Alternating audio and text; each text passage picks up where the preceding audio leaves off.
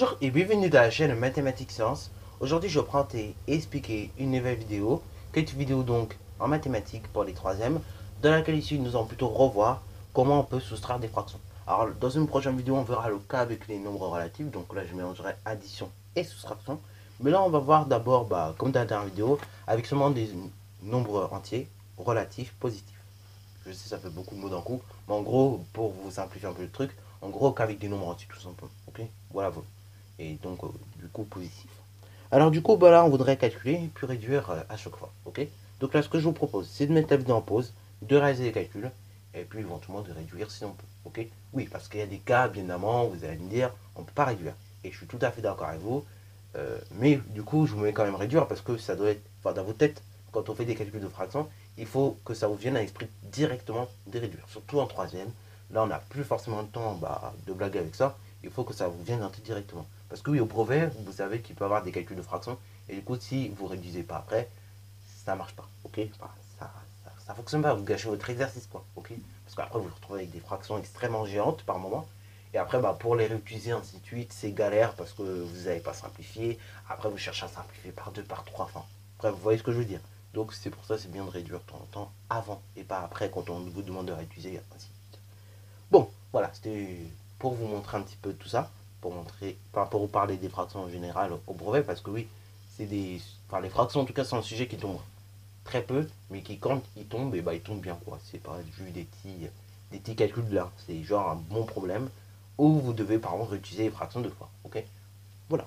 Bon, du coup, avant de nous lancer dans les calculs, déjà, j'aimerais vous rappeler comment on peut effectuer des additions et des soustractions de fractions. Alors là, on va plutôt parler en termes de soustraction parce que des additions, on n'en a pas ici. Mais en soi, si vous regardez bien, la règle est tout à fait la même. Ok, c'est-à-dire, au lieu d'additionner les numérateurs, il faut les retirer, il faut les soustraire. Ok, donc, pour soustraire des fractions, on va tout simplement soustraire les numérateurs. Donc, en gros, les nombres en haut. Donc, ça correspond ici au nombre A et B dans mes exemples là que vous voyez. Et après, tout simplement, on va conserver le même dénominateur. Donc, en gros, le nombre C.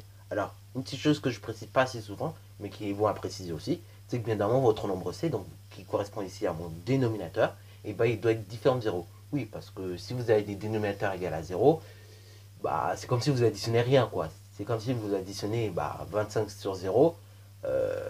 C'est pas possible, tu vois. Et même déjà divisé par 0, ça n'existe pas. Tu peux pas faire ça en maths, ok. Encore diviser 0 par quelque chose, ça se fait. Mais diviser par 0, ça se fait pas en maths, ok. Donc c'est pour ça qu'on vous précise ça aussi. Bon, on va commencer par le calcul A, qui est un calcul assez simple, basique que l'on peut rencontrer, et qui va même se faire très rapidement. Donc calcul A, 10 cinquièmes moins 6 cinquièmes. Là, qu'est-ce qu'on fait? On regarde d'abord les numérateurs, ok. Donc là, on voit qu'on a que des cinquièmes en dénominateur, donc on regarde les numérateurs. Donc le numérateur, on effectue 10 moins 6, qui fait 4. Et je recopie mon dénominateur, qui est 5.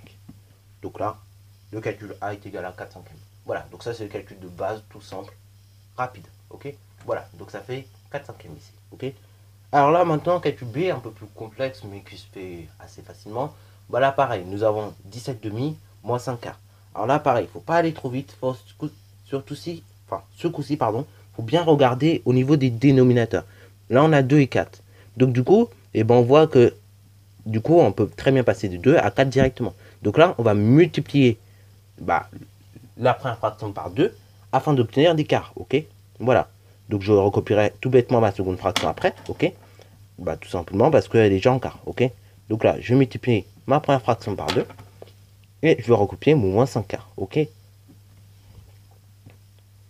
Ensuite, on voit qu'est-ce que ça donne. Donc 17 fois 2, ça nous donne tout simplement 34.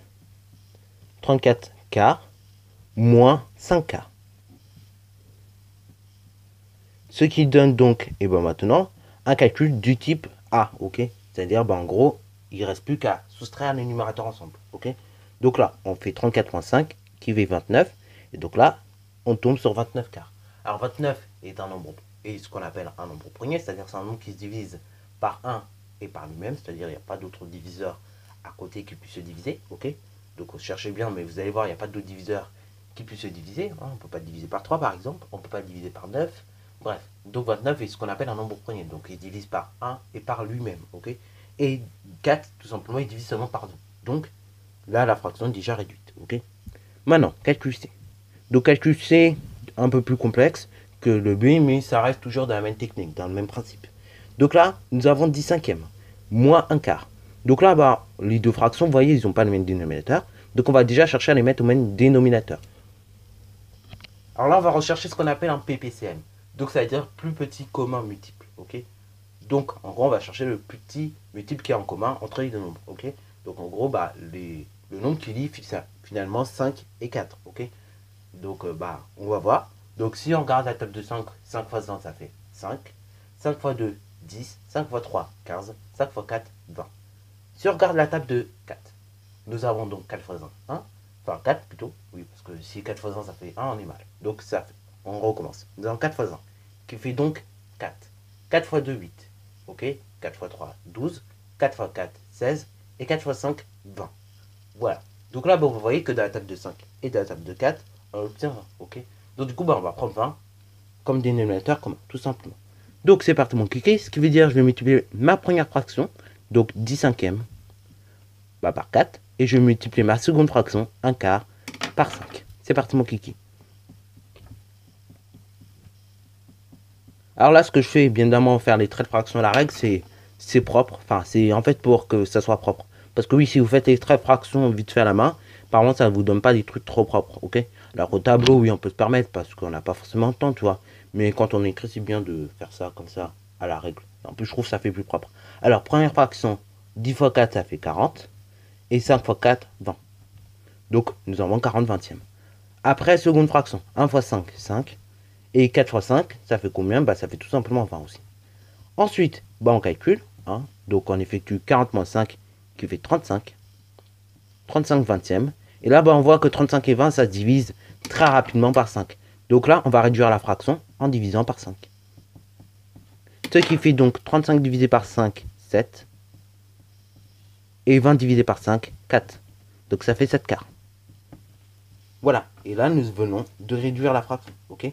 Ou de la rendre irréductible aussi, que nous pouvons dire, ok? Alors, c'est mieux d'utiliser le terme fraction irréductible, parce que vous avez plus en entendre parler que le terme simplifié, ok? Ou bien réduit. Mais voilà, voilà, sachez-le, on peut très bien dire aussi ces termes-là, ok? Tous ces termes-là, fraction réduite, fraction simplifiée, fraction irréductible, c'est des termes qui vont ensemble, ça se dit, ok? Voilà, ça, par contre, il peut avoir plusieurs termes pour désigner en fait la même chose, ok? Enfin, surtout en maths, ou même en général, il peut avoir plusieurs termes pour désigner la même chose. Là, si vous n'êtes pas là pour réduire la fraction, on est obligé de passer de cette étape à cette étape-là, ok? Enfin, on est obligé de passer par là, ok? Parce que oui, si vous restez là, et bah après, ça marche pas, ok? Vous avez calculé certes, mais vous ne l'avez pas réduit, ok? Et là, bah du coup, le but de l'exercice, c'est de réduire. Donc là, si vous n'avez pas réduit, bah vous n'avez pas fait l'exercice en fait, tout simplement. Bon, calcul D. 3 moins 15 sixièmes. Donc là, bah, là, on va aller méthodologiquement. Déjà, on va rappeler un truc. Un nombre A, quelconque, hein, donc un demi. euh, mais bon, là, vu que c'est pas une fraction, on va préciser un truc. On va dire un nombre A entier. Hein, parce que oui, ça aurait pu être en demi, ça aurait pu être en quart. Donc un nombre A, qui est un nombre entier. Parce que oui, si on prend ça sur le cas des fractions, ça va pas trop bien marcher.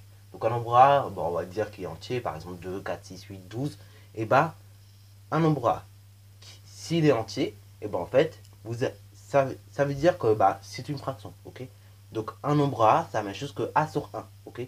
Par exemple, comme je vous disais, bah, si je prends 4, bah, c'est la même chose que 4 sur 1, ok? Puisqu'un nombre entier, en fait, c'est une fraction, ok? C'est juste qu'on ne s'en rend pas compte, puisque la vie toujours, par exemple, tu vas pas dire je vais prendre 4 unièmes de sucre, par exemple, ou de cuillère de Nesquik. On va plutôt dire je vais prendre 4 cuillères de Nesquik ou 4 sucres, ok? Mais il faut savoir, un nombre entier aussi, c'est une fraction, ok? Donc, et bah, du coup, on peut très bien dire que un nombre A quelconque, donc qui est un nombre entier, bien évidemment, et bah, c'est la même chose que A sur 1, ok? Voilà. Alors, bien évidemment, si vous prenez un nombre A quelconque, ça aurait pu être très bien une fraction. Et là, du coup, oui, sur la fraction, ça marche pas trop bien, toi le dire. Puisque bah, ça part surtout des nombres entiers et des fractions, ok? Cette règle. Bon, alors du coup, bah, ça veut dire que 3, c'est la même chose que 3 sur 1. Et du coup, bah, je recopie tout bêtement 15 sixièmes, ok? Parce que ça nous permet de faire des choses intéressantes ici. Bon, du coup, calcul D. Voyons qu'est-ce que ça nous donne. Bah là, déjà, on voit très bien que 1 et 6, on peut très bien passer de 1 à 6 très facilement, en multipliant par 6. Donc, je multiplie ma première fraction au numérateur et au dénominateur par 6. Ce qui me donne donc 18 sixièmes, ok, moins 15 sixièmes. Ce qui me donne donc, calculons tout ça, 18 moins 15, 3 sixièmes. 3 sixièmes, je vois que je peux encore diviser tout simplement par 3. Donc je divise le résultat par 3 au numérateur et au dénominateur. Et ça me donne tout bêtement un demi, ok. Donc en gros, un demi, bah, c'est la moitié. Alors là d'ailleurs, aussi, un petit truc. Pourquoi on vous dit, enfin on vous rabâche tout le temps réduire, réduire, réduire? Parce que tout simplement, quand vous réduisez vos fractions, ou quand vous les rendez irréductibles, c'est la même chose, et bah en fait, ça vous permet aussi tout bêtement de mieux voir la proportion de quoi l'on parle, ok. Par exemple, un demi, bah vous voyez tout de suite, c'est la moitié. Un quart, vous voyez tout de suite, et bah c'est une part sur 4, ok. 7 quarts, par exemple, vous voyez, bah c'est une part complète de 4, plus 3 quarts, ok. Voilà, donc ça permet de voir les proportions, en fait, tout simplement. Ça peut être aussi une manière de vous inciter à réduire. Enfin, perso, moi, je vous incite à réduire, tout simplement. Parce qu'après, quand on réduit ces fractions et tout dans un problème, et bah, ça peut être galère par contre de ne pas les avoir réduites. Hein. Par exemple, utiliser 35 sur 20 dans un problème, tu vois, c'est pas ouf ouf, tu vois. Si tu peux réduire un peu avant, c'est mieux, ok. Genre, par exemple, multiplier 35 vingtième par une fraction, tu vois, ça va être déjà plus compliqué.